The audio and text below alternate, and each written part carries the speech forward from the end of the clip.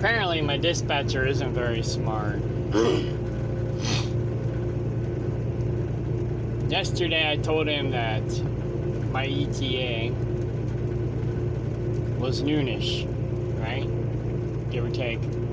But I'd be there around noon. It's a drop and hook, right?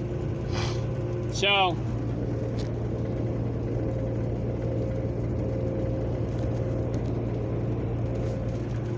I woke up early this morning around 4 a.m. Couldn't go back to sleep, or wasn't really sleepy. So I was like, I'll do an 8-hour split, and then I'll take a 2-hour or whatever power nap at the customer, or at the other end after I do my drop and hook. Take my 2-hour break then. So 4, I told him that my ETA, and I should have updated him. Maybe I just confused him with the math, because apparently he doesn't know math. But anyways,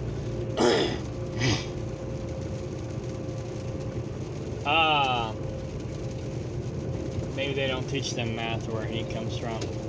But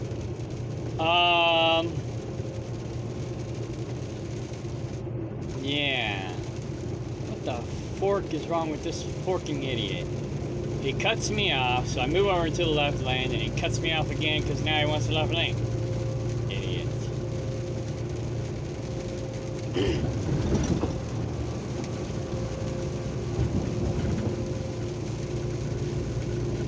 Okay, so where was I? So I woke up at 4 a.m. I told him I'd be there at around 9. But I still have to take my 2-hour break after I get to the customer. And then I said, if I make it that far, if I don't get tired and have to stop early and take my 2-hour break early. I should have just not messaged him at all. Because that was my mistake. Keeping him updated. You know, you're supposed to keep your dispatcher updated to what's going on. Well, the only reason why I updated him because I didn't want him to see that, oh, he's here at 9, I can dispatch him right away. It's like, you know, I wanted to let him know I still need a 2-hour break. That's the reason why I did it. But I shouldn't have. I should have just left it alone.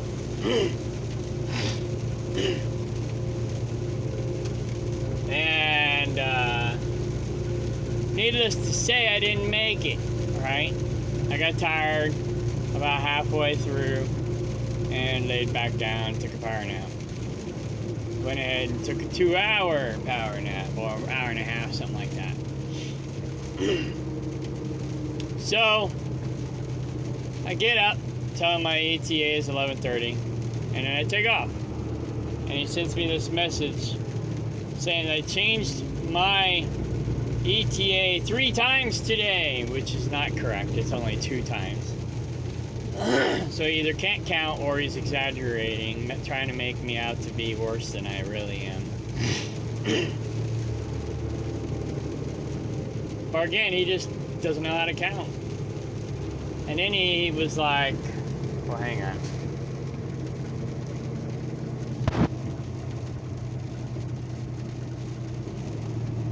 I don't normally do this because I'm driving.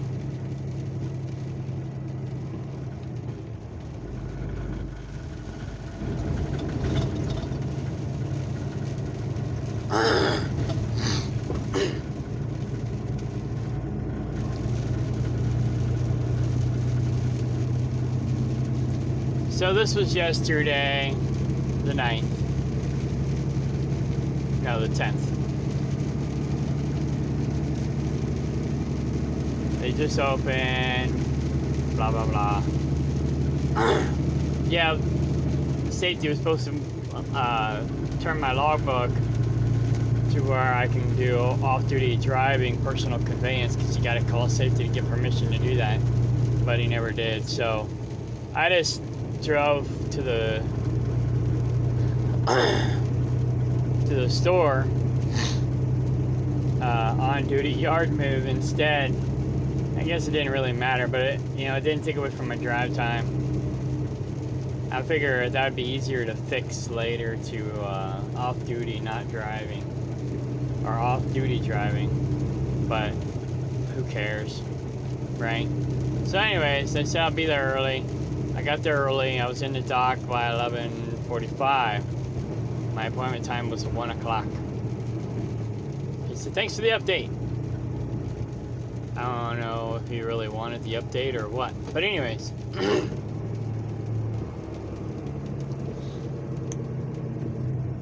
So I wanted to remind him that I need to be home Thursday so I can have Friday off so I can get my shit done, right?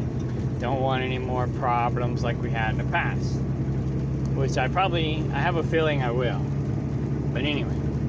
So now, I need to be home Thursday evening or before 8 a.m. Friday, at least.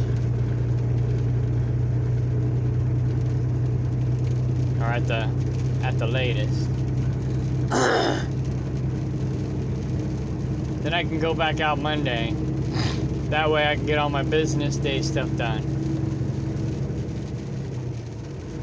If in the future you can line up things like up where I delivered Walmart load on Sunday morning and have Sunday and Monday off, pick up Tuesday, that would work too. But Friday and Saturday work better for me. Now, I don't know if he understood that or not. Apparently, he doesn't understand the words that are coming out of my mouth. But anyways, I said, ETA, I'm loaded, ETA is noonish. He goes, tomorrow? It's like, not today, it's 2 p.m. today. So yeah, tomorrow, you know, full day drive, plus a 10-hour break, at the earliest would be 11 o'clock, right? So, but my GPS said 11:30-ish, so I said noon. So then he calls me, want to know what my ETA is, and I said noon. And he's like, okay. I don't know if he liked that answer or not, but he was like, okay. Hadn't heard from him, talked to him since. Then this morning I woke up, I said, I woke up early at 4 a.m., so I did a split sleeper, ETA is 9-ish. But I'll still have to take my 2-hour break after I drop and hook.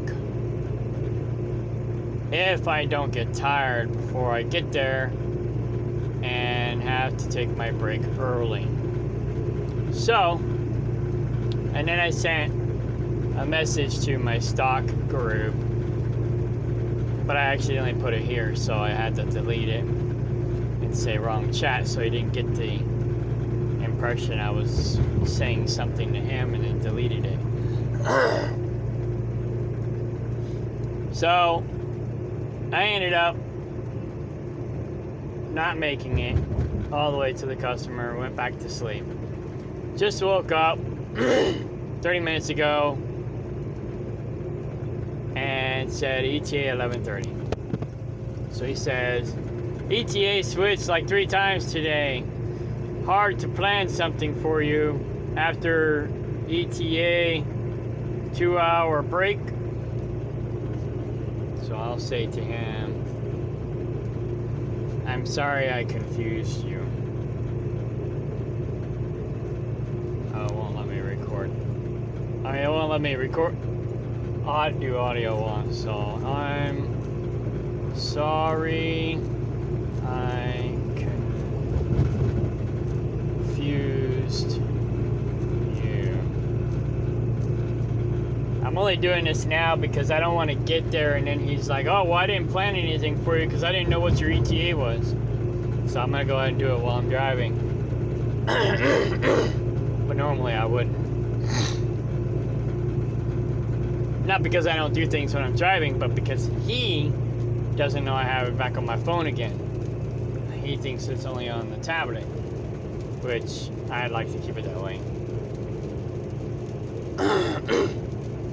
I usually don't respond while driving because we're not supposed to. And that could get me in trouble if I do, you know. He could try to use that against me. Oh, he was talking about driving. Well, if you saw my YouTube, you would know I would talk about driving. But anyways, I don't do it all the time, but I do it. So, who cares? I'm actually pretty good at it. But anyways, who cares? So,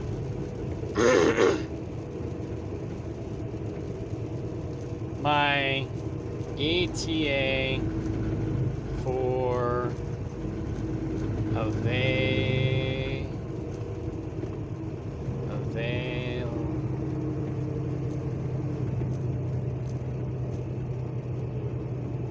availability has never changed. I'm not even going to say anything about him exaggerating. I'm just going to say it's never changed. ETA for availability is still noon-ish.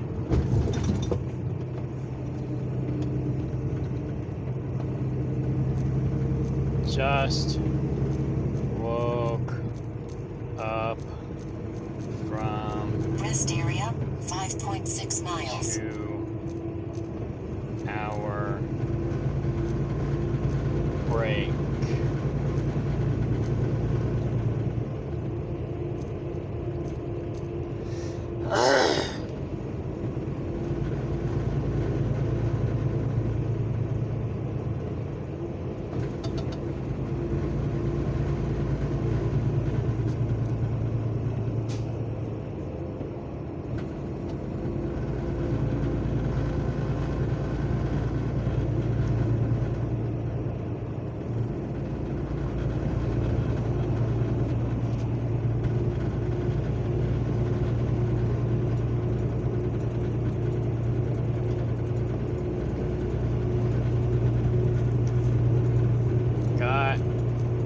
Tired, wasn't going to make 9 a.m. so I went ahead and took a break. So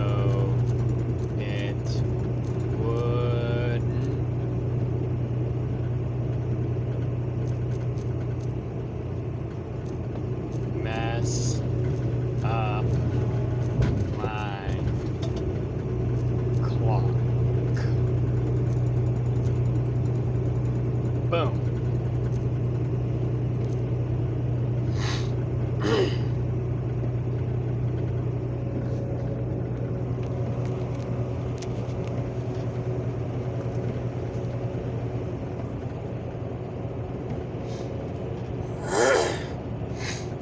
So, yeah, anyways. I guess I'm not going to stick it out here as long as I thought I might stick it out here. I'm just going to try to stick it out. Let's see, I got 1.5 more months before I've been here. Alright. It says, okay, all good. So, I don't know. I'm thinking about going to Tankers. I never really did like drive-in anyway. Or flatbed for that matter. I've been out here 25 years. I've done probably tanker for most of it. 15 years of it, for the most part. I started out in dump truck, and that's what my grandpa did. I also did box truck, for Worlds of Fun. I was a delivery driver for Worlds of Fun, and that was actually a cool job. If I still lived in Kansas City, close to Worlds of Fun, and I had money I didn't have to worry about, maybe that'll be my retirement job, if I could still handle it. But I really enjoyed that job. I worked in the warehouse. I drove to and from the underground warehouse in the caves that my grandpa and them helped dig out. And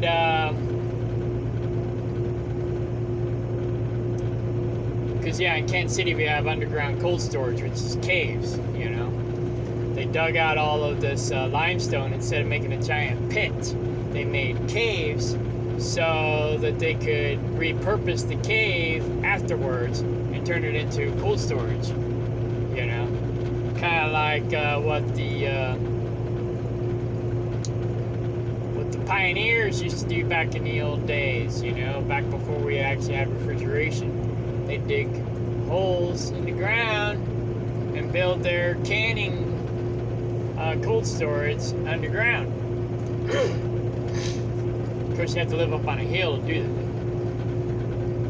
I could do that on one of my properties, but I can't do it on the other two, I don't think. But anyways, so got a big truck coming out of the rest area in the middle of the construction zone, so we slow down. Turn on flashlights. Let him know he's clear.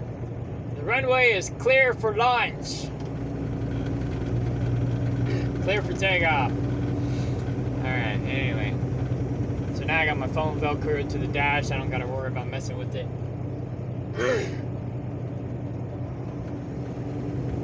So, yeah, there's my stock group, open source stock group. That I got spammed into by this spam people, and now I took over it when they left. Admin left, and so I took over their group. There's another one I need to take over too, maybe.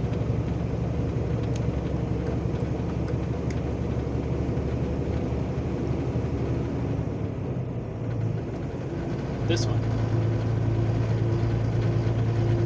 Oh, Nina left that group. I might be able to take it over. Oops, big old bang.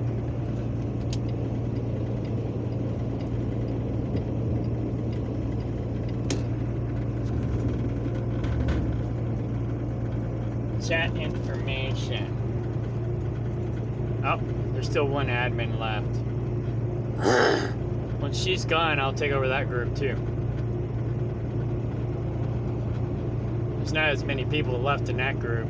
There's 17 there.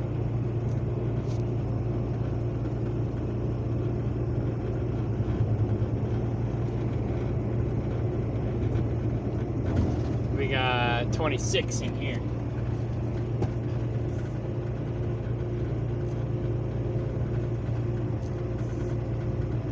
Okay, so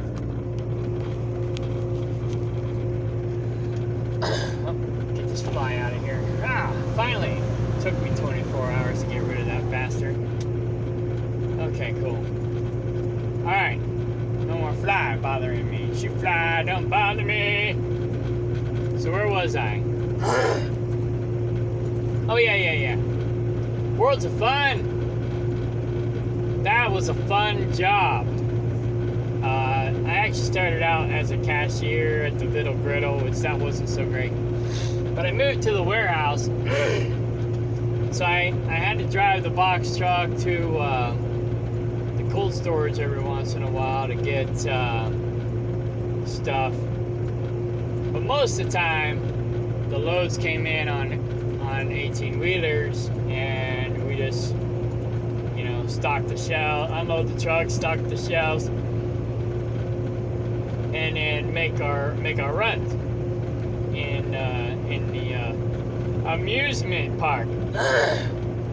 And I wouldn't say that was the best paying job there, but it was up there. You know, that was 25 years ago, and I was making $11 an hour. Not as good as I was doing a union construction job. I was making 13 an hour, but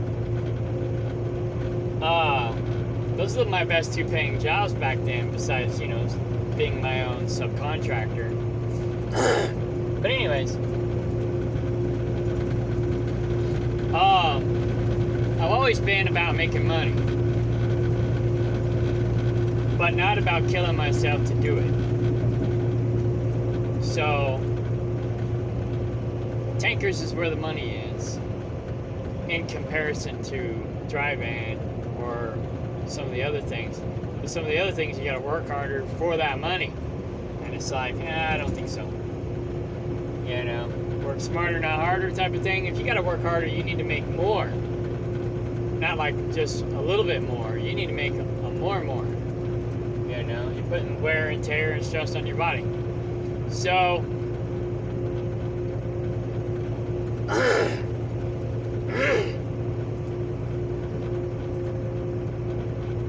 there's already enough stress in this world. Don't need any more. So, worlds of fun.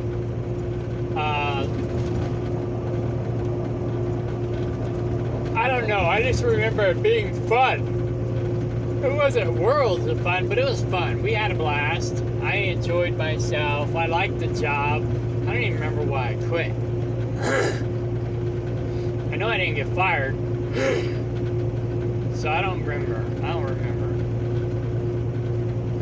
But, so early in the morning or late at night, we would make our deliveries to inside, our bulk deliveries inside the amusement park. So basically we would prep all the stores with their stuff in the morning and and at night. And so we drive these little pickup trucks with these little flatbeds with these little wooden gates on the sides, and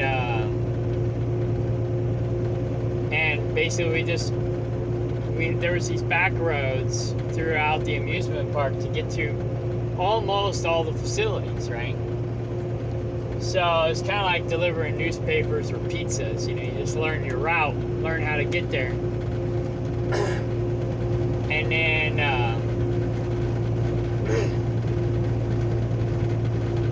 you may have to use the two-wheel dolly to get, you know, the stuff a little bit further. But we always had to pretty much use the two-wheel dolly. But you know, you get to the closest point possible, unload the product onto the two-wheel dolly, and then two-wheel it into the building or to the building, whatever the case may be. Because sometimes, you know, they were in the middle of the strip, and you had to actually go through the park to get to it, and set, you know, off the back road and go in through the amusement park. If you had to do that during the day, it was worse because you had to dodge people. You know, there was always people in the way.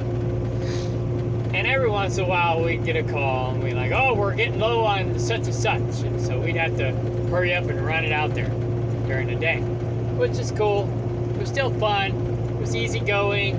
You know, you were rushed to get out there to get the product to them so they wouldn't run out.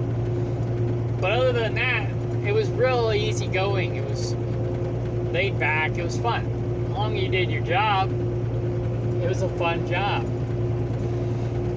And if I could afford to go back to that, because I'm pretty sure it doesn't pay that great still, or, you know, it probably doesn't pay as good as what I'm making now. And I don't live in Kansas City anymore. I have to live in Kansas City.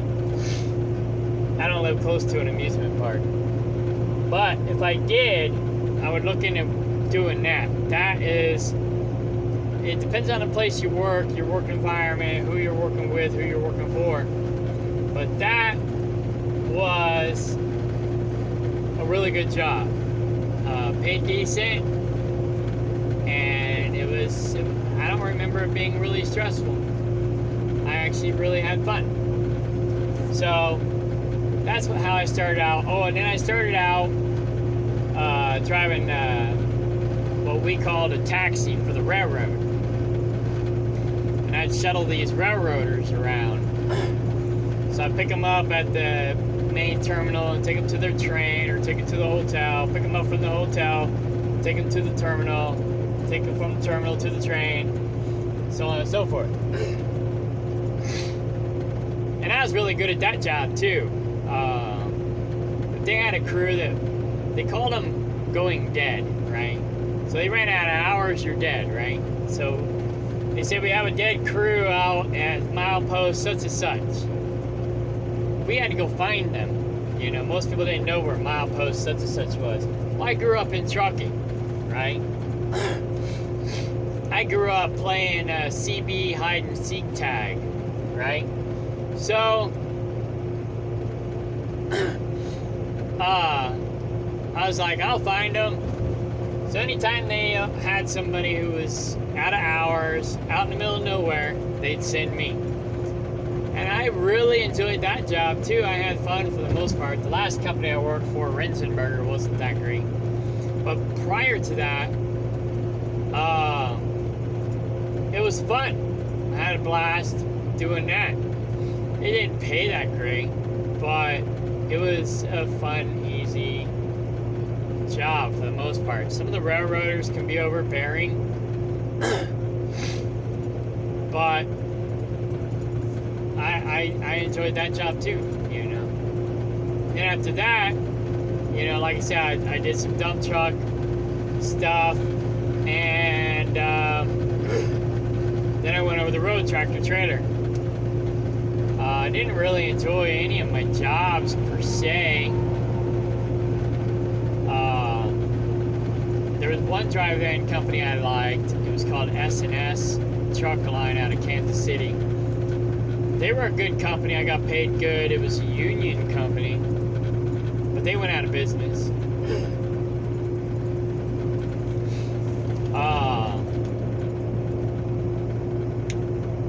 There was Cummins Tools, but they went out of business.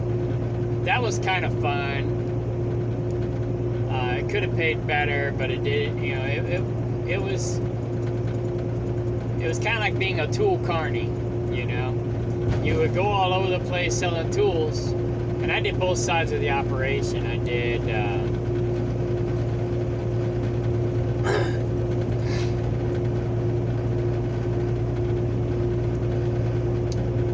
the driving the truck and helping sell the tools part.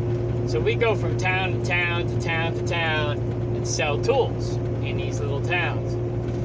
Some people might remember this. You see a bright orange 2-foot by 4-foot sign saying tool sale back in the day, early 2000s, late 90s, early 2000s.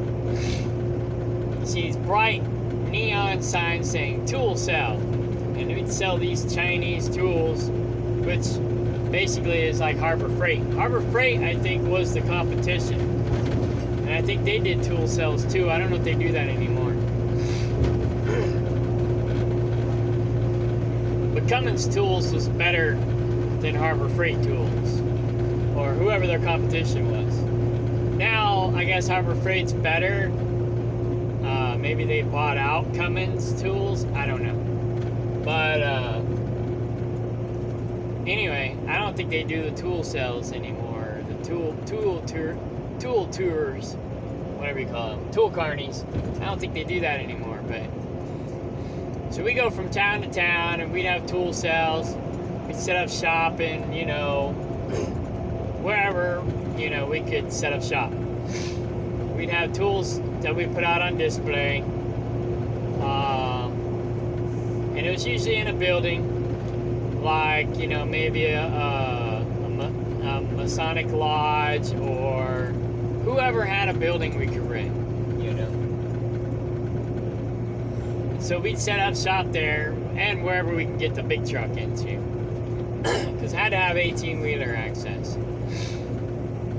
So we'd set up shop and put all the tools out, like, yard sale, display tools.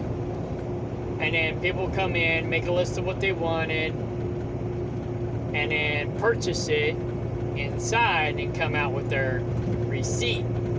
We'd take their receipt and we'd pull everything off the shelf that they ordered.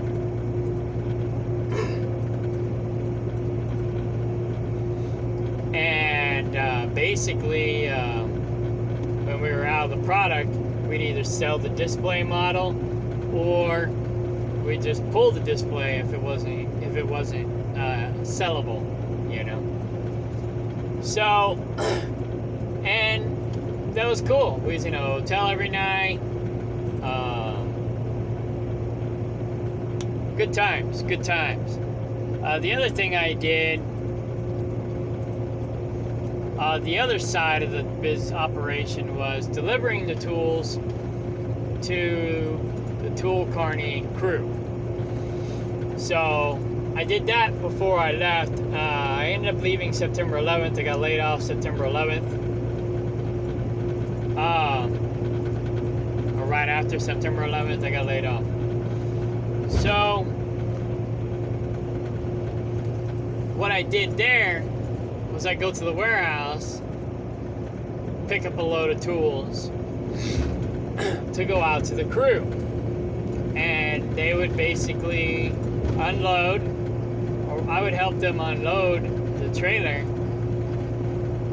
and then they would stock everything. They'd break everything down and they would stock it. Now, if it was raining or whatever, then we had to stock it from truck to truck. So I'd back right up to the other truck. We'd open the doors on both trucks, back right up to each other, and we just unload from one truck to the other. And we just stocked all the shelves right there. Boom, boom, boom. If it was dry,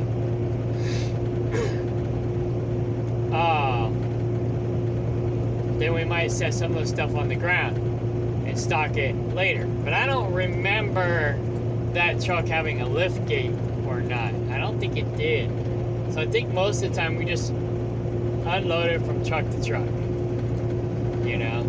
So they make a list of what they were out of, and then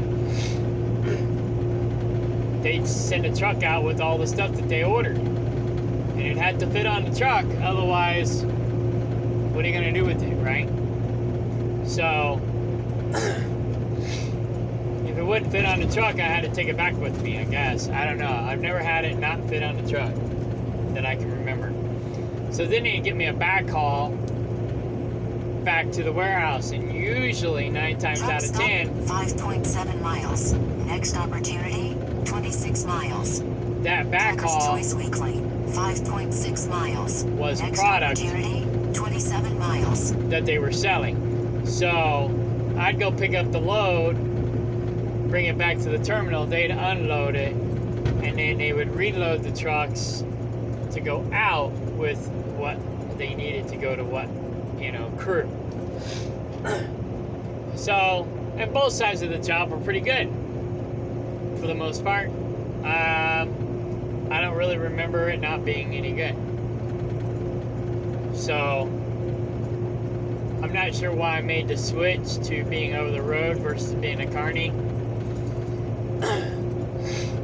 Except for the fact that the carny job, it was 2 weeks out, 2 weeks home. So, you had to figure out how you was going to pay your bills the other 2 weeks if you needed to, And I think that's why I went full time, being the over-the-road driver. If I was to do it all over again, I'd probably go 50-50. Be like, all right, I'm a carny driver, but I'm my off time, you know, I'll take a load or two out back for the 2 weeks that I'm off, and that way I still got some off time, but I'm still making money. That's how I shoulda, woulda did it, but I don't know if they had that option. But yeah, if I was to do that over again, that's how I would do it. After that, I did a few things, and then I got into furniture moving. That was okay, but that, oh no, before that, okay. After I got laid off, I went to LA, and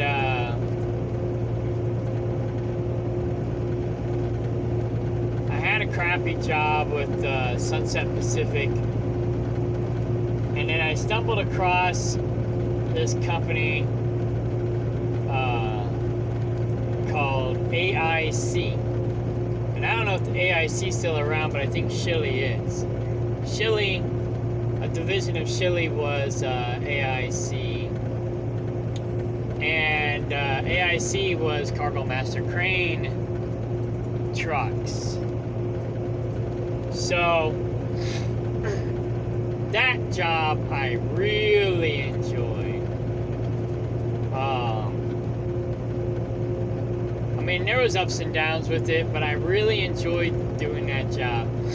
I mostly hauled elevators for Otis Elevators, sometimes Kone, sometimes I'd haul other things like caskets,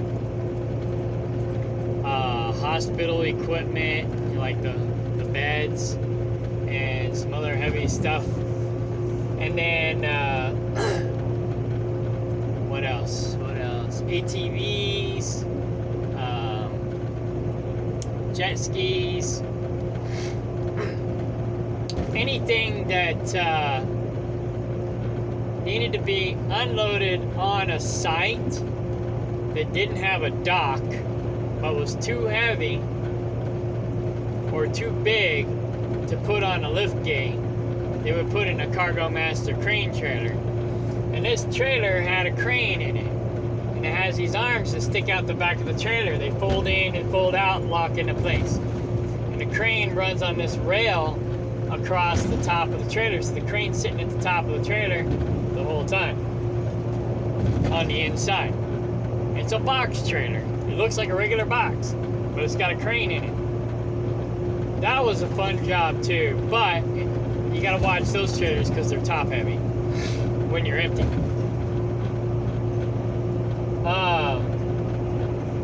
So I did that for a while. I spent a lot. That's when I was in Canada for 2 years. Because we didn't have any drivers who Stop and service, 2.5 miles. could go to Canada or wanted to go to Canada. So I practically lived in Canada. I come back to the States, but not very much, right? 99%, I'd say 90, more like 90% of the time, I would stay in Canada. And I would just come over to drop and hook. Somebody would bring a load up to the border. I'd come over, drop and hook, go back in. Because the other driver couldn't go to Canada or didn't want to go to Canada. And this is after September 11th, so it was a little rough. You know, I got my truck searched numerous times.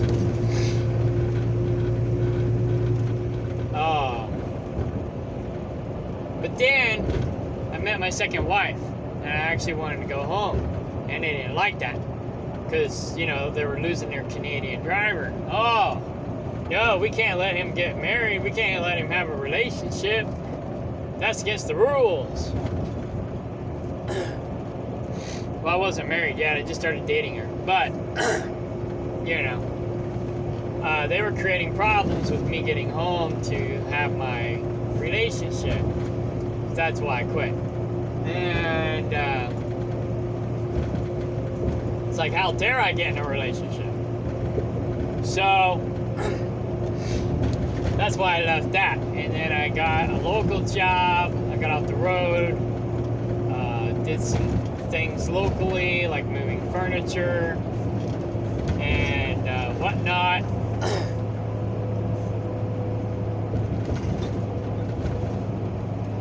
I got back into, well, okay, what happened was I got off the road. I went back into medical because I actually started, well, I started in construction. Then I went into medical. I kind of went back and forth from medical to construction growing up, and then from transportation to medical after that. So, because I was a nurse, not like a full-blown nurse, but like I started out as a CNA and an RNA, and I was going for my LPN license, but I never went that far. I was actually looking at maybe being a nurse practitioner, but the problem with the medical field is they don't believe in natural medicine. The Rockefellers took over the medical industry 100 years ago and started petroleum-based medicine and coined the term alternative medicine 0.2 miles. for the stuff we've been doing for thousands and thousands and thousands of years.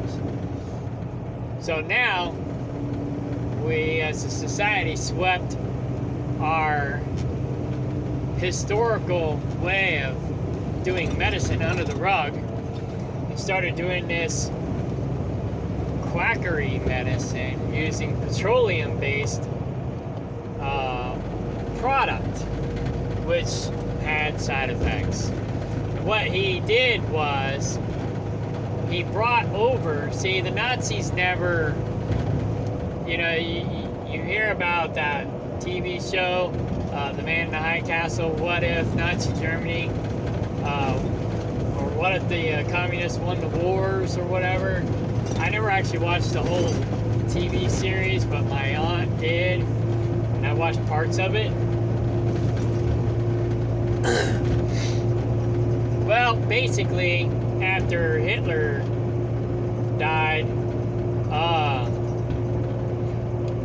the U.S. brought all of his mad scientists over here, and a lot of them went to work for, you know, the Rockefellers and probably the Rothschilds. Who knows where all they went? I didn't keep track of where all they went.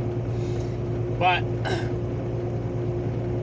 I believe it was the Rockefellers who took in a lot of these mad scientists and started petroleum-based medicine 100 years ago. And that started basically the pharmaceutical industry. And they started poo-pooing natural medicine. Oh, this is the gold standard. Don't do that other crap. That doesn't work. This works better.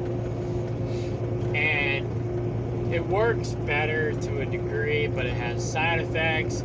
So it has just as good of negatives as it does positives. So, okay, yeah, it'll work quicker and faster, but then it doesn't really get to the root problem. And so now you have like 20, 30, 50 side effects, you know, because what they do is they extract the thing that fixes the problem from the herb or the mineral or the vitamin, and they concentrate it. But they don't just concentrate it, they have to change its DNA so they can put a patent on it.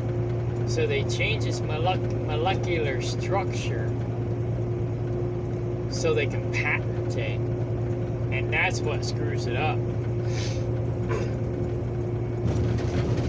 So it only partially works. It acts like it's working, but it's really creating more problems behind the scenes. But, you know, that's what the pharmaceutical and the government industry does. Create a problem, advocate a solution for the problem, which puts more money and power into your hands and into the hands of like-minded criminals to follow you into office or the medical field. So, yeah, the only difference between a smart criminal and a dumb criminal is smart criminals go work for Big Pharma and Big Brother. So, that's the only reason why I didn't pursue the medical industry. So I went back to trucking, But when I was with my second wife, that was when I was with my first wife that I really started pursuing the medical field hardcore. And then after she and I got divorced, I went back to transportation. And that's when I went over the road driving tractor trailer. So when I met my second wife, I went back to the medical field thinking, well, I could probably do this again. And I did okay, but I couldn't afford to pay my child support and help her with the bills and everything else. The child support was getting the best of me, so I went back to trucking. So I went to Warner, they sucked. So I quit them, and then I went to furniture. I got a local job moving furniture. No. I did car hauling for a little while. That's some work right there, boy, I tell you what. And depending on who you work for, you can make some decent money. I didn't really make any money, and I had to work my ass off, so it wasn't that great for me. But then I went into furniture. I did that for a little while, and then I went over the road. I found out about, because I was working for Allied, and I found out that Allied had a crane division. So I ended up getting hooked up with this guy, Paul Hertini, who had his own fleet of trucks, and they had and they did Cargo Master Crane. So I went to work for that guy, but he only did the crane deal for a few months. He's like, oh, we're going over here now. So we did dry van. We worked for Summit Express, and that was actually a decent dry van company. I talked about them in a previous video. They're still around. I don't know if they're any good anymore, but they were decent. They also have expedite trucks. So they got an expedite division. I think it's called Diamond Logistics, and then their regular dry van division is Summit Express. So, and from what I understand, they're still a decent company. So I don't know what they pay, but anyway. I also think they're 100% owner-operator. So if you work for them, you have to work for an owner-operator if you're a company driver.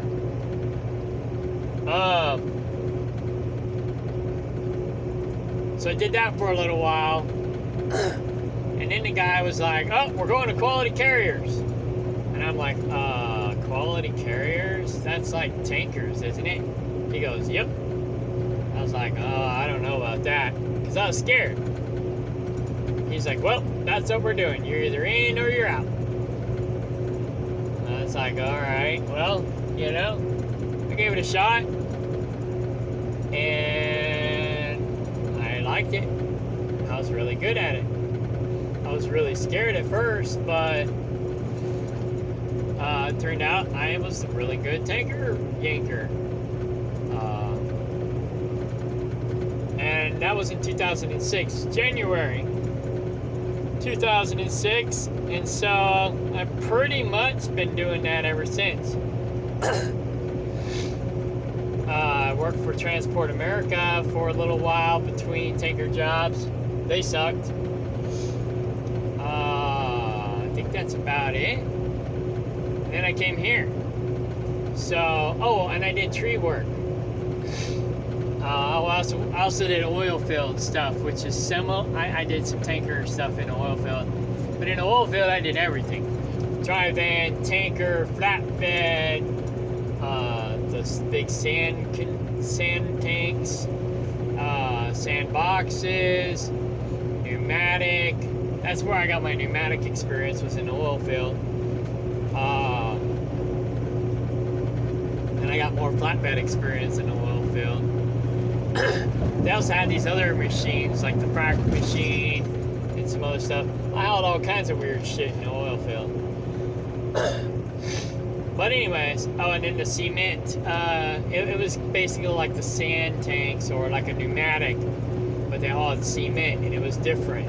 It was a different kind of setup, but it was very similar to a pneumatic setup. So I did that for about 2 years. Then I went back to tankers. Then I went back to tree trimming. Then I did tree trimming before I went to the oil field. Then I did it after the oil field part-time while doing tankers as well. So I did tankers in the winter and did tree trimming in the summer. And that was cool. I did that for 3 years, basically. And now I'm back driving truck full-time and just being a farmer. Then I had the farm for the last 10 years. But I had somebody on the land who I thought I could trust and rely on to look after things while I was gone, you know? It was almost like we were supposed to be business partners. He pretty much knew how to do all that stuff. So the arrangement was he would do the work, I'd pay the bills. You know, because he knew all this stuff, you know. He grew up on a farm. He had farm experience. He had farm knowledge. He was really smart. He was really book smart, so he would read up on all this stuff. I didn't know anything about farming. Well, maybe 10% at best. Probably more like 5%. Right? Because I have family who were farmers growing up, but I didn't know much about farming. You know? I was like Green Acres. That was me. So, he was supposed to do, you know, most of the work. I would pay pretty much all the bills. Then when I come home, I would help, you know, him do the things that he needed help doing, you know. And the idea was to get the farm self-sufficient, self-sustaining, so that I could eventually get off the road and be there more full-time. And we could both work the farm. Needless to say, 10 years later, that never happened. You know? We had, well, we started out on somebody else's land, but I got my land 7 years ago. So we had 7 years to get that farm off the ground. And we're probably not even got a year's worth of progress out of 7 years. It's ridiculous. It's embarrassing. So now I got rid of my help because it's not conducive. I can get more done on my own. And now I'm home just about every weekend, and I only do things that I can sustain when I'm home. But I'm thinking about going back to tankers because that's what I'm good at, that's what I love. Last night, I would also do Cargo Master Crane. If they paid pretty good. See, it's all about the money, but it's not just about the money. So I can't say it's all about the money. I'd say it's a lot about the money, but you really got to enjoy what you're doing too. You know, I bounced around a lot to try to find a company that I like and an industry. Miles. Next opportunity, 13 miles. Trucker's Choice Weekly, 5.7 miles. Next opportunity, 5.7 miles. And an industry that I like, you know. I started out in high school, I was going to be an architect. I went through, I did drafting and AutoCAD in high school, and I did building and trades in high school for ABTS, and, you know, trade school. And I was going to be an architect, you know. I never made it that far. I basically just was a subcontractor, and I did, and I was my own contractor. I did my own work, odds and ends, you know, like a handyman. But I actually made really good money being a handyman, you know. It's like I charged $50 to put in a doorknob. That was 25 years ago, 30 years ago, you know. Somebody called me and says, you know, something the bigger guys don't have time for, they call me to do. I'd make 50 to 100 bucks an hour, you know, doing stuff 25, 30 years ago. I should have stayed doing that. But I had bigger dreams. I was an idiot. So, yeah, 50 bucks to come out and put in a doorknob someplace, whatever, door that they just bought that don't have a doorknob.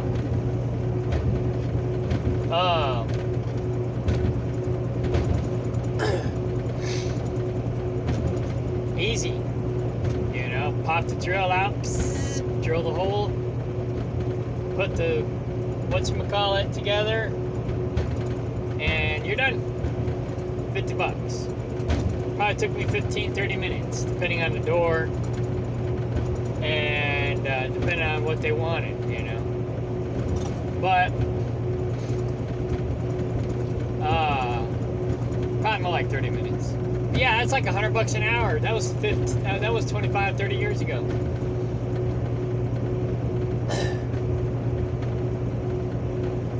I don't know. So that's how I started. And that's how I ended up. And now you know the rest of the story. Not really, but you know a big portion of it. So that's my life in school, trucking, growing up, whatever. A real quick version. You know, it probably wasn't that quick. No, I'm speeding. I need to slow down. I was about to pull out the pass, and then I realized, wait a minute. The speed limit is 60 here. I better slow down. Okay. Truck stop and service, 2.5 miles. So, last year I was looking at these two companies. KAG is one of them. They bought out a company out of Springfield. Forgot now what they were called. It was a redneck name. Hey something. I don't know. Anyways, Hee Haw, something like that. And they bought them out, and now they're a food grade company that actually pays pretty decent. Most food grade tanker companies didn't used to pay anything, but these guys were paying 60 cents a mile with $1,000 guarantee home every weekend. So I'm like, well, shoot, that might be worth it. But I screwed up, and I told them about an accident that I had that wasn't my fault, that happened on the cusp of 3 years ago at that time. You know, it's like 1 month or 2 months from being expired from a 3-year period. I should have never said nothing. That's the only reason they didn't hire me. Because I had an accident, even though it wasn't my fault, they didn't hire me. And it wasn't even on my record. If I wouldn't have said nothing, they wouldn't even have known about it.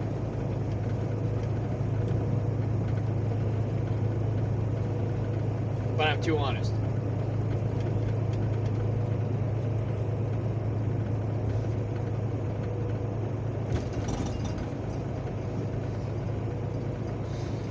The other company I was looking at going to was Liquid Trucking.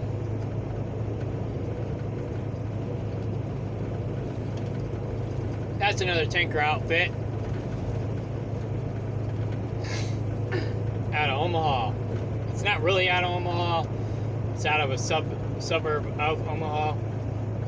And there's one going southbound right now. They pay pretty good. But they wouldn't guarantee me 2 days off, so I didn't go with them. I was like, nope, I need 2 days off. Like, well, we can't guarantee it. We can't put it in writing. 0.1 miles. but we'll see what we can do. I was like, yeah, that's not good enough. So that's why I didn't go work there. And then these guys called me. And, you know, they passed the test as far as, you know, all my questions were concerned, or most of my questions. You know, they claimed I was going to have my 2 full days off, which that's been kind of 50-50 here.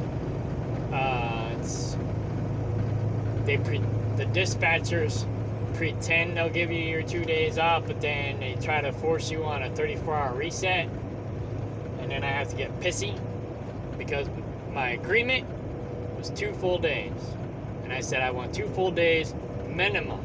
I'll take more, After but 2 I need miles, 2 full days take the exit right, minimum. 244, Arsenal Road. I live off grid. I'm not desperate. I don't have a bunch of huge payments. I got my land payment, I got my credit card payment, and then I have my phone bill, my insurance, not medical insurance because I do natural medicine, but you know, like car insurance and land insurance and stuff like that. That's pretty much it. The rest is just, you know, whatever upgrades that I want. Oh, I do have an electric bill now at Kaplinger because that's the only property that's on the grid. Call City Cobb Shipper, 5.7 miles. But that bill's cheap, you know. Normally it's only $30, but now that I got my potential business partner and her kids living there, trying to get them, I don't know what the word is, on their feet, so to speak. Dyke Rush, 5.7 miles. Next opportunity, 30 miles. It's kind of coming out of my pocket because she's broke. She's got a lot of potential. She came in. 244 on the right, onto South Frontage. After 1/2 mile, take the exit right, 244, Arsenal Road. Curve ahead. She came in as I was giving up on this whole sustainable community bull crap. And I'm still pretty much giving up on that. But I figured I'd give her a chance, right? She's got a lot of chutzpah, if you will. And, take the first exit on the right, onto South Frontage Road. Speed limit reduced ahead. you know, she's full of life, full of energy, Speed warning. full of dreams, full of ideas, full of passion, like I used to be. So, I thought, you know, she's 10 years younger than me. She's high energy like me. This could work, you know. Not relationship-wise, but business relationship-wise. I'm not interested in her romantically, just business. But so far, she hasn't quite cut the mustard. She has done better than After 1/2 David Ray mile, ever did. go straight ahead. But she hasn't quite cut the mustard. So what I'm doing differently this time is I'm doing a B2B. So she's gonna have her own business, I'm gonna have my own business, and then our businesses will be business partners together. That way I'm not liable for her crap, she's not liable for my crap, and she's got her own incentives to be successful. And if she wants to do stuff, then we can do stuff together. Go If straight not, ahead. South Frontage Road. then not. So, but right now, I'm not really, but I'm almost her support system. Follow South Frontage Road for 3.5 miles. And I don't mind being the wind beneath her wings, Speed warning. but I'm not gonna be her baby daddy, or that's not even the right word. I'm not gonna be her, Speed warning. what is the word? I forgot it. It starts with a C or a K, I think. But anyways, I'm not gonna be that guy. Chump? That's not the right word, but it'll work. In 3 miles, turn left onto South Elwood International Port Road. So they're living Speed at limit reduced ahead. my Kaplinger property, and so I'm spending all my money on the Kaplinger property trying to get it up and running. It's got electricity, I got running water now, but it's a running well versus city water, so I don't got to worry about that monthly bill, just the electric bill. I mean, it cost me $2,500 to fix the well, but other than that, it's free water minus the electric bill. But I can hook up a solar deal to it and have solar water. This other guy that was going to come out, he's a truck driver, and he's got a bunch of solar panels. I'm selling his RV for him. You probably saw that video. And in the video I said, you know, if somebody doesn't want the solar panels, I'll take the solar panels because I want the solar panels. It's a really good deal on the solar panels. I mean, he's going to pay me a commission to sell the RV for him, but he's losing money on that RV. He paid $9,000 for the RV. He's got over $2,000 in the solar setup, and he's only selling it for $9,000. It's like, dude, and then you're paying me a commission on top of that. You should be selling it for at least $11,000. You know, but whatever. He just wants a fast sell. Anytime you do a fast sell, you're gonna lose money, and that's basically what's going on. He's losing money. But whatever. I might have it sold this weekend, so it worked out. If this guy don't got it, I got another girl who is interested in getting it.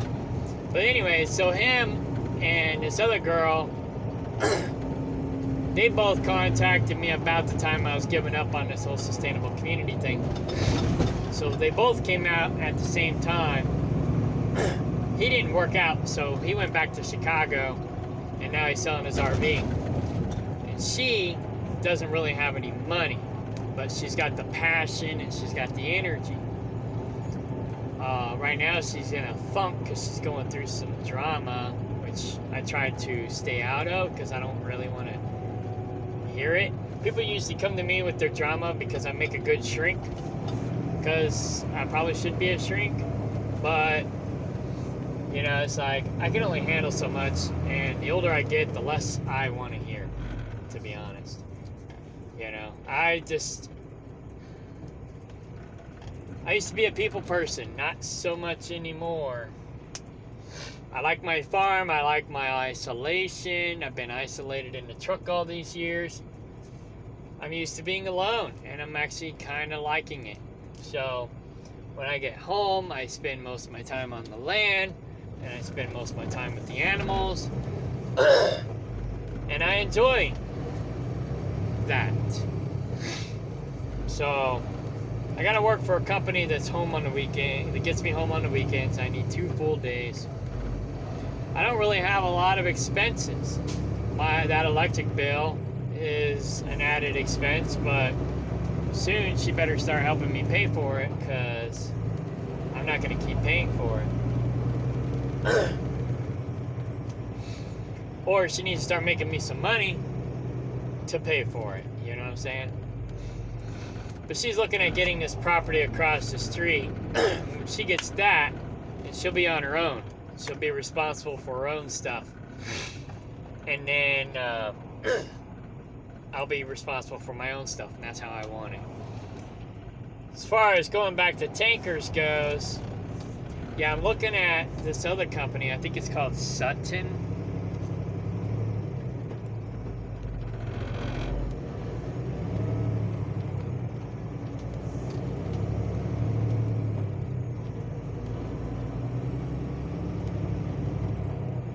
Stoller. We're looking at going to Stoller. They pay pretty good. Home every weekend. Or not weekend. Home every week. So that's the company I was talking about, where they said if I tell the dispatchers, you don't want to be home on the weekends, you want to be home during the week. They'll say, when can he start? That's that company right there. And that's the truck driver that referred me. But I talked to him a year ago. I'm sure he's still there. But he was happy a year ago. I haven't talked to any drivers since, but this company, they actually want you to talk to the drivers. You know, so that you know that the recruiting isn't lying to you like other companies. Now, HMD, the recruiter didn't really lie to me so much. Most everything she said was true. I've had a few hiccups here, but there has been some. In half a mile, So- turn left onto South Elwood International Port Road. I don't know. Speed limit reduced ahead. But for a dry van company, HMD is pretty good. I'll give them that. Probably the second best dry van company I've ever worked for. I'm only saying that because I think they're up there with the other two, kind of equal. Summit Express and S&S Truck Line. Those are the only other two dry van companies I liked working for, except for if you count the Cargo Master Crane as a dry van. I would say I like that better. So if you count that, then yeah, this company and Summit Express would fall in number 2. Otherwise, they'd fall in number 1. Either equal or, you know, neck and neck. I'm not sure which one's better. But I like both companies for dry van. But I miss tankers. I'm thinking about going back to tankers. If I don't go work for Stoller, I talked to this guy last night. U.S. Cryo Carriers. He loves that company. He said, I've been driving for 30 years. I've been doing tankers for most of it. And I've been doing cryogenics for most of the time that I've been doing tankers. And this company is the best of the best of the best. And problem is they don't train, so I may have to go somewhere else first. So I might have to find a company like Schneider, for example. Schneider does dry van and tankers. So if you want a tanker training, Schneider might be a good place to make the transition between dry van and tanker. There are other companies that will train you. Quality Carriers trained me. But I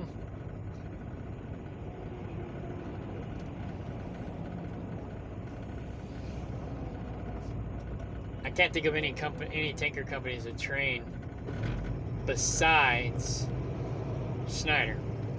But anyway, so maybe if I find a tanker company that does regular smoothbore, compartment, baffle tanks, and cryogenics, then I can get my cryogenic experience there. And then from there, go to these guys maybe. I don't know. But he said, I got plenty of tanker experience. He says, I don't see why they wouldn't train you. He said, after doing 10 loads, you'll have it down. Because he basically did me the walkthrough. And I basically already knew half of the stuff, if not more. And they got like a buttload of knobs in the back of their box. And I remember talking to Praxair driver a long time ago. I was thinking about getting into cryogenics a long time ago. And the Praxair driver said he told me about a story when he was in orientation. I guess a dry van driver or something like that. A regular freight driver wanted to do cryogenics and they were going to train him. And when they walked back to that box and opened the box, he's like, fuck this, I'm a truck driver, not a plumber, and left. I must say, all those knobs do look overwhelming. But apparently you only use like a half dozen of them at a time. Most of them are for other stuff, I guess. I don't know. But it's like you got your main in valves and your main out valves. So there's like 2 to 4 right there.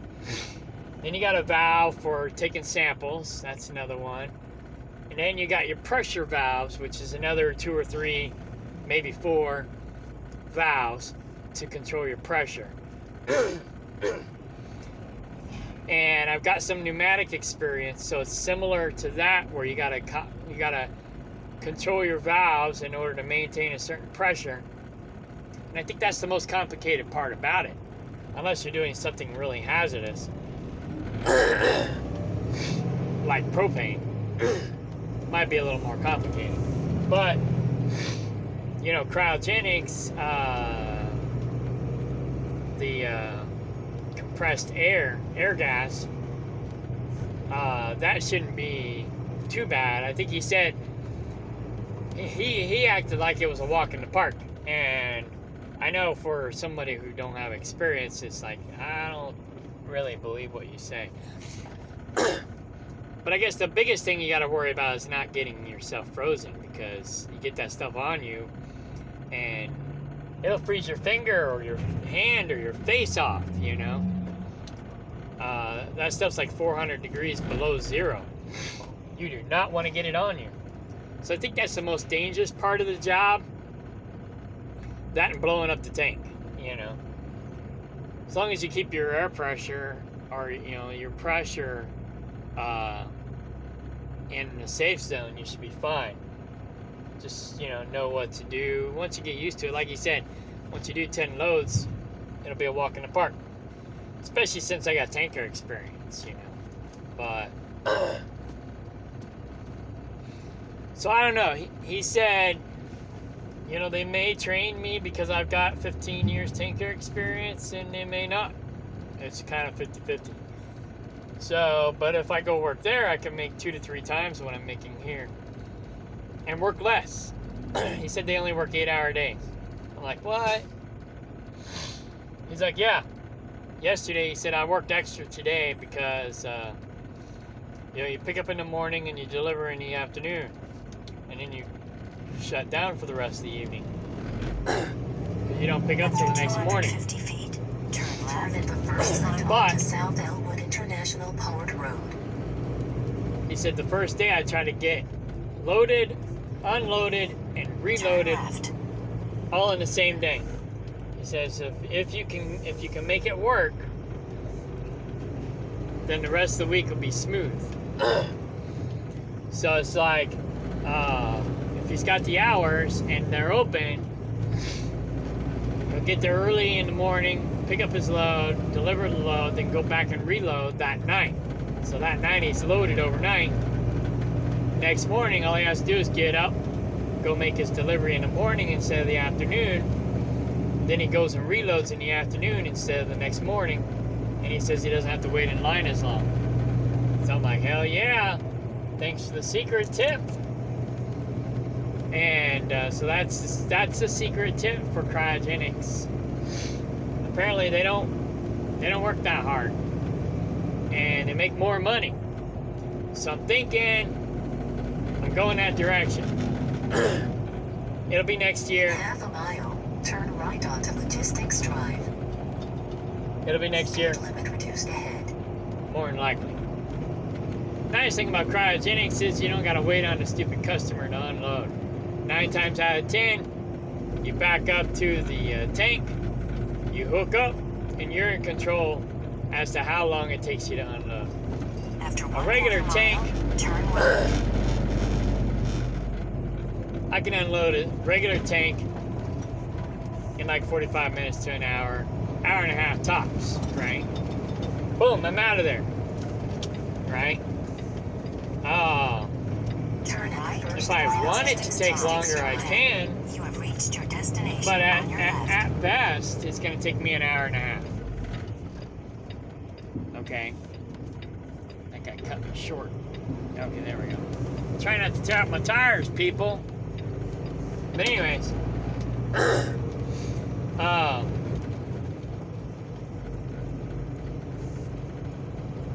So yeah, if I'm not, if this ain't my next company, it'll be my next company after my next company. More than likely. Because he said these guys are like the best of the best of the best. So, and the way he talked, I believe it. First left. And they don't have a recruiting incentive, so he had no real incentive to bullshit me.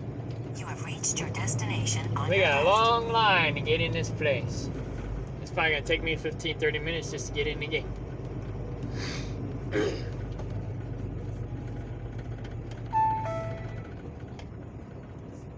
Luckily though, I got a couple Your bobtails in destination front is of on me, the so right. that might speed up my process.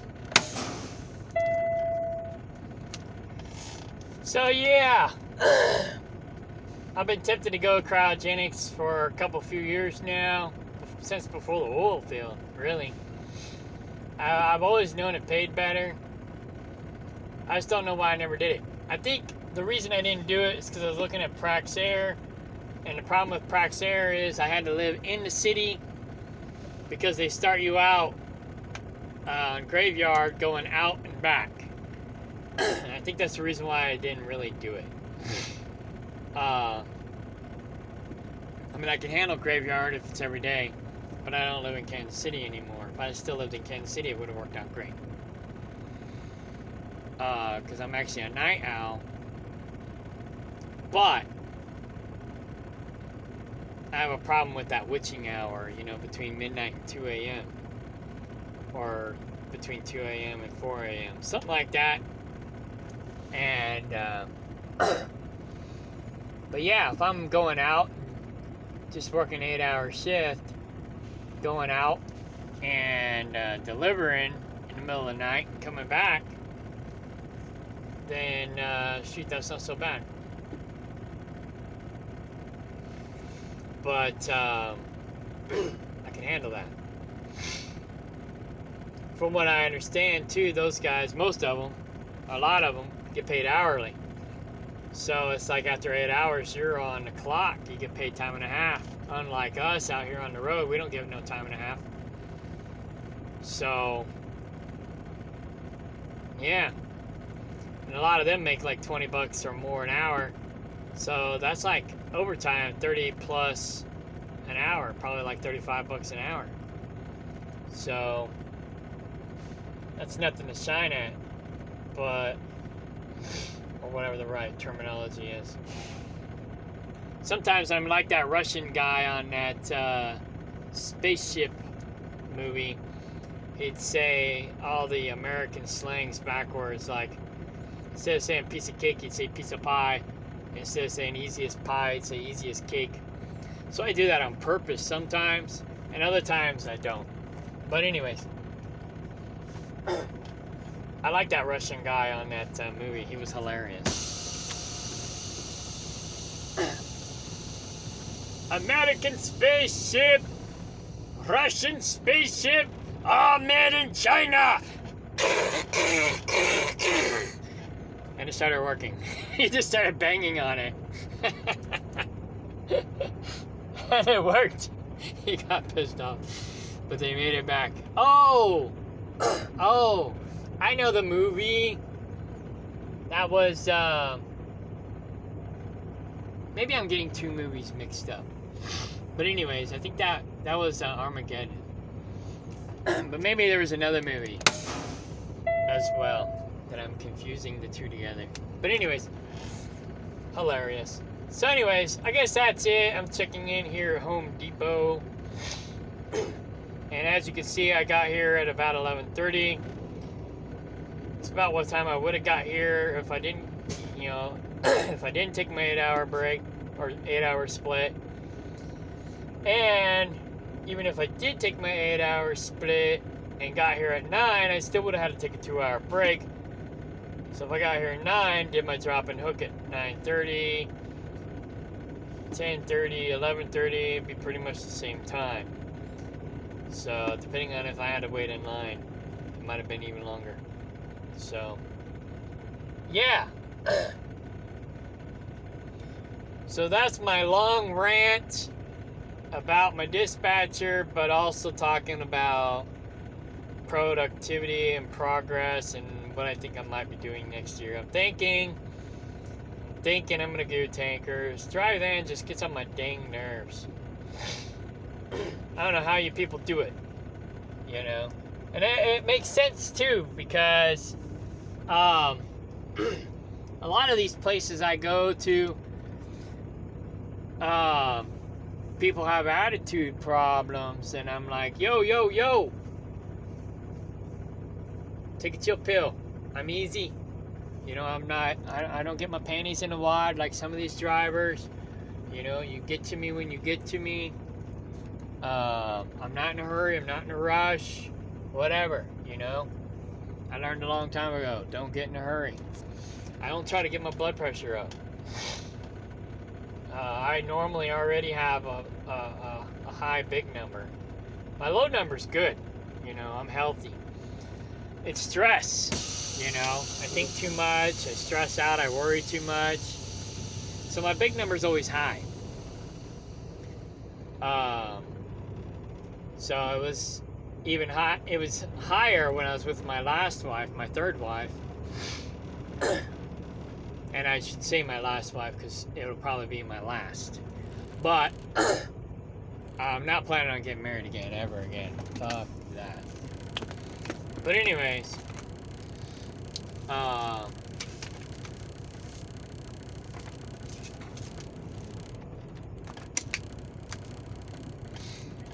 probably won't ever get in a relationship ever again either, for that matter. But I don't know. The right woman comes along at the right time. I might get in a relationship, but I still don't think I'll ever get married. Checking in. I've been here in the last month, but I'm gonna go ahead and give her my ID because that'll make it quicker. Hello. Hi, thank you.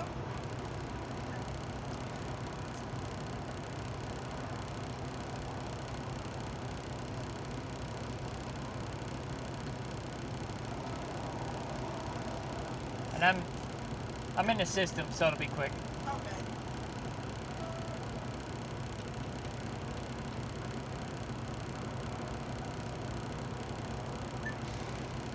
I was here last week. Alright, so now she's gonna go check the trailer. And tell me where to go and how to get there. But anyhow, I don't know, I just miss tankers. Dry van's too high strung, too stressful. And when I did go get my physical, my big number was a little high. But I did also have 2 sodas during driver's appreciation lunch. And I felt a little jittery. So that might have been part of it. But I don't know. I just feel like I've been more stressed out. Even though this company's not as stressful as other drive-in. Do you need it empty? Huh? Do you need it empty to leave out with, or you're about to? I need it empty. So this company has been less stressful than other drive-in or even reefer companies that I worked for. So I do appreciate that. It is more easygoing, more laid back. I've even had tanker companies that were more stressful than this company. So that's saying a lot right there. But then again, they were shitty tanker companies. But nonetheless, tanker companies are typically more laid back, more easygoing, pay better. There's more rules, regulations, standards, codes, and guidelines, but I'm one of those rules, regulations, standards, codes, and guidelines kind of guy. You know? They're not balls to the walls. They're more about safety than they're more about quality than they are quantity. Where it seems like dry van and reefer companies are more about quantity than they are quality. Like I said, these guys are more quality than quantity, I think, but That's been my impression. However, sometimes I get the impression that it's not. So I think it's kind of 50-50. You know. But, like I've said before, and I'll say again, and I told the guy last night when I was talking to him, usually safety loves me. I just noticed they got me a new oil change sticker. So they did do my oil change this last time. I thought they didn't. It doesn't look like they did, but I guess they did. My oil's still black though.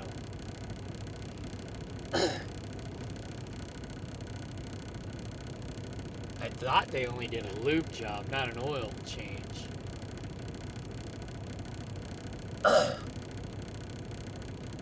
Maybe that's what it was. Anyways, they updated my sticker. So, yeah, these guys, some of the times they seem like they're more quality, sometimes they seem more quantity.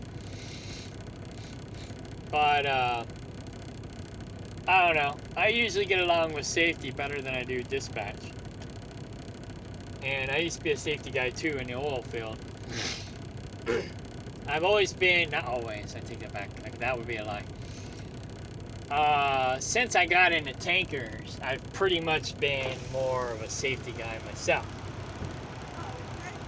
You got a new job in the spot 815, and then you have an empty location spot 897 at the top of the page. Over here or around the corner? At the other drop yard? Back here. No, the empty. That's it. It's right at the top of the pass. Oh! 897. Oh, So they're it's- both, yeah, okay, yeah, both yeah. spots are over here. Because I know I went over here one time, and Yeah, that's, I mean, like, that's why it confused me. yeah, you know, if you see something before you get to that spot and it's empty, when you turn it over, I'll open and take it. I'll write it down. Okay. That way you know. Thank you.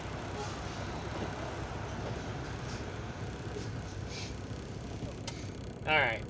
Yeah, they give us a spot, but usually that spot's taken. Go ahead. There's a lot of foot traffic here, too. So anyways, normally it's not as much foot traffic, but there's not as normally as much trucks either, so that's why there's more foot traffic. Somebody's calling me from a 913 number that I don't know, because nobody's supposed to have this number. It's, for the most part, this is just my work phone, but I always give my 816 number, not my...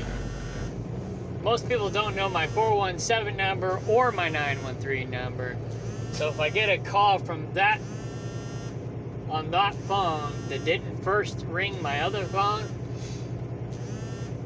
then I know it's a spam call. Because I always give out my 816 number, and then it redirects to my other phones. I don't think this one actually rings. Oh wait! I turned my volume down when I took my power nap. That could have been somebody. Let me check.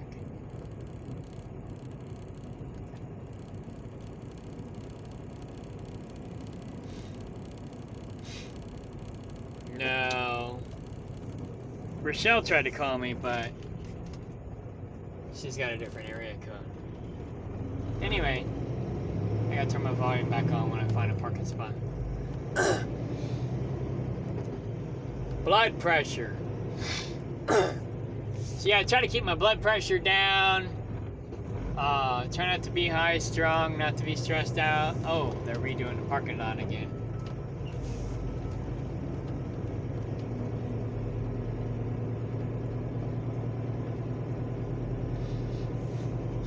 Should maybe put it right there.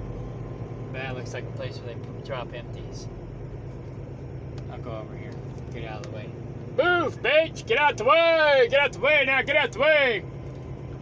But anyways, yeah,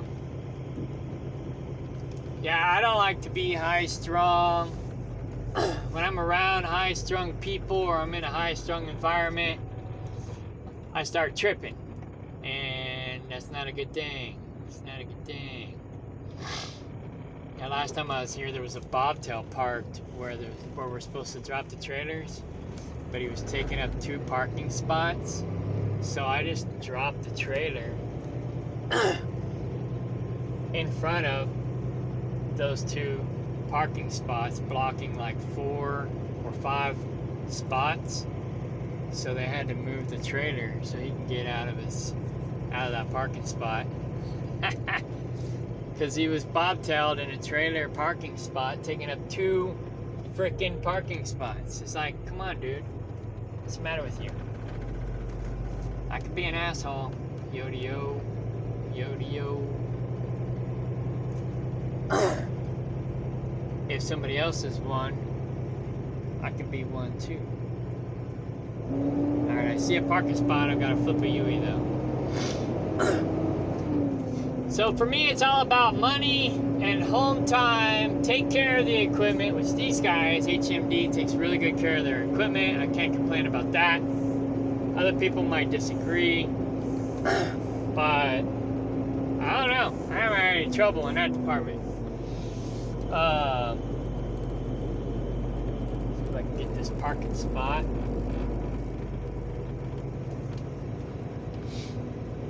It's tight over here because of the construction they're doing. But I think I can do it. I think I can. With this angle, I'll go 2 truck or trailer links and then do my setup. Let this local guy squeeze around me.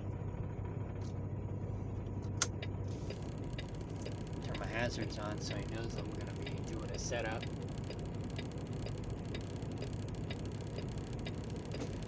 Alright. See if I can do this. One thing about this company being in the dock twice a day, I've gotten really good at backing maneuvers.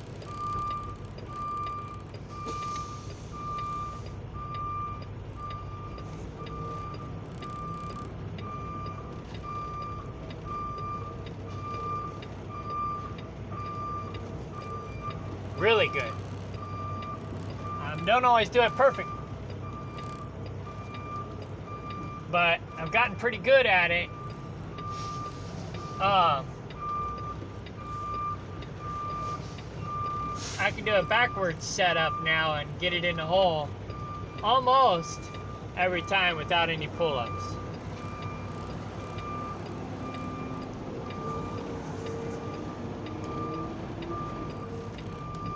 Oh shit, this is a little tight. I think I can.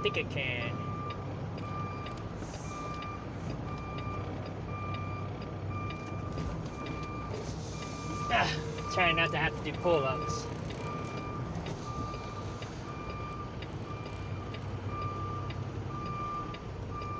Shit, I'm gonna have to do a pull-up. I can't do it.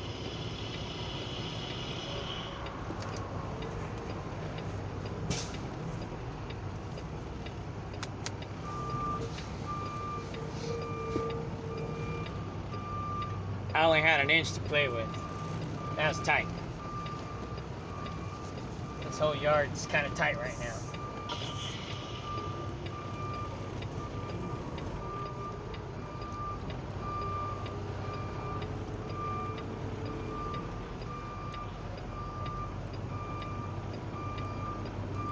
I'm more worried about trailer swinging that trailer on the other side.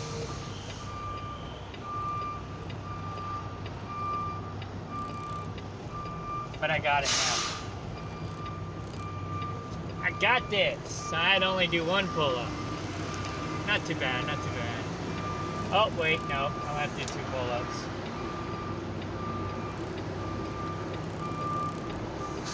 Now I'm too cockeyed.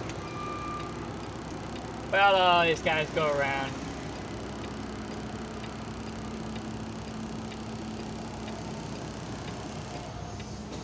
Alright, 2 pull-ups total, and I got it in there, but it was a harder than normal setup because I had shit in my way. 3 trailers in my way, to be honest. to be honest, somebody said if somebody says to be honest, then they're not somebody trustworthy, and they're not honest. And I'm like, what? I say that all the time, and I'm too honest. What are you talking about? What are you smoking?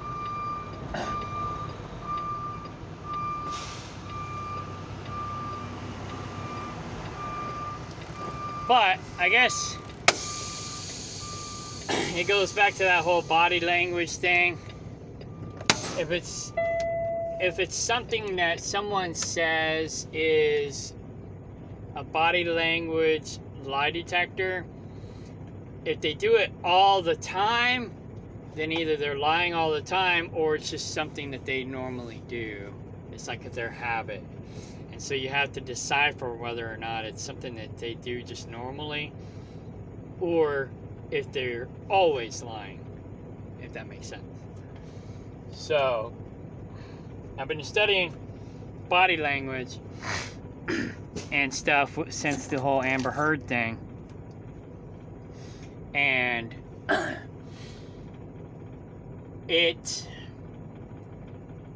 that guy, David Ray, apparently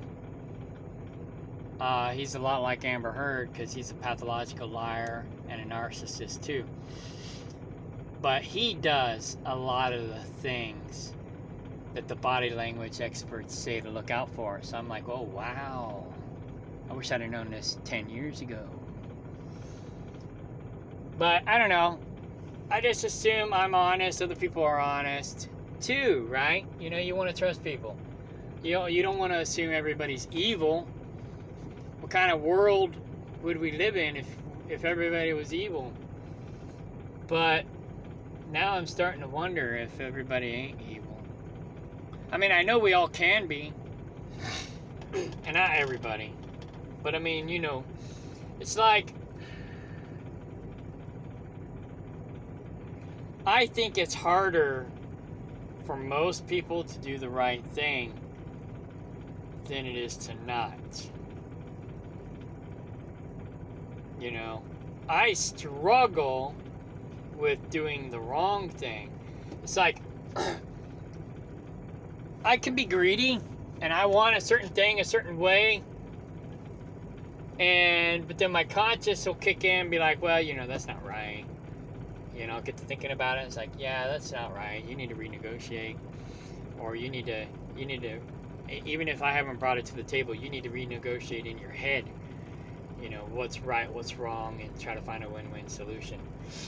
And that's what I usually do, and it's a struggle within myself, because, you know, I want the best bang for my buck, but then again, so does the other person. And so the key is to try to find the best bang for everybody's buck.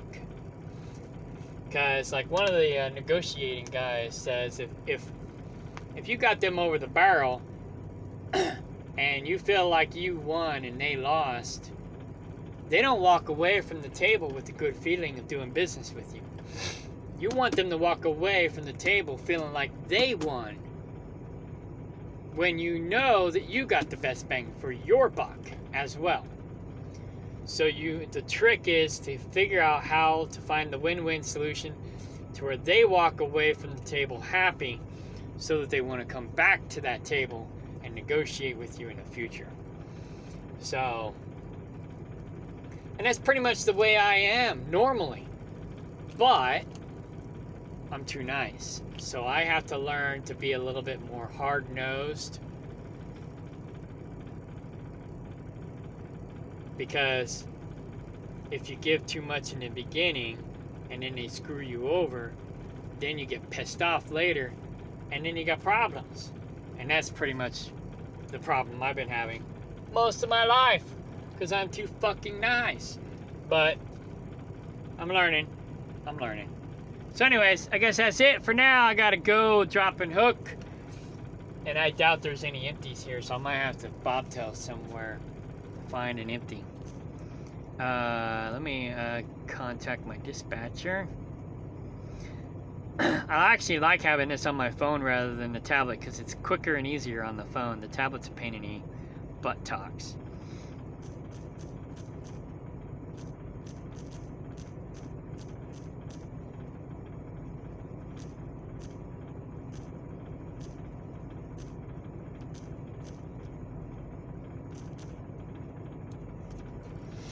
Alright, so long, farewell, auf Wiedersehen, goodbye. Yeah, I used to be able to sing too. Oh, 2 hours? Oh, I got a quick joke. You know why they sung that song? So I didn't have to. So somebody's singing a song. I did this in the oil field once. I was sleeping in the back. We were on our way to go pick up some, we was doing power only. We were sitting in, I was sleeping in the back seat of the van. And the guys were up front singing some song. And I woke up and I sat up. And I was like, you know why they sung that song, don't you? And they're like, why? So you didn't have to. And I went back to bed and I burned them all bad. It was hilarious. There was this like, oh, no he didn't. You know, stuff like that, you know. It was funny. So yeah, 2 hour video. So that's my life story within 2 hours. Almost my life story. I can go on and on and on. But anyways, I'm good at that. But yeah, I don't have the disk space to do that. Okay, bye.